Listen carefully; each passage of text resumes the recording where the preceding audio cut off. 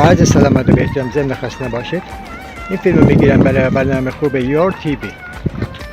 خواهر مهربانم خانم مددی اینجا هم یکی از خارج از شهر هستن و حدودا از جاده اصلی 3-4 کیلومتر خارجه و همیشه به فکر این حیوانات هستیم.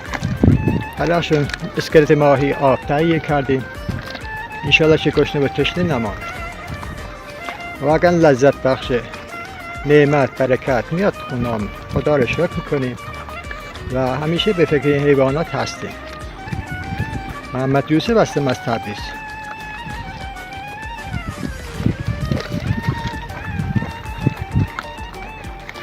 بخورید نوش جونتون.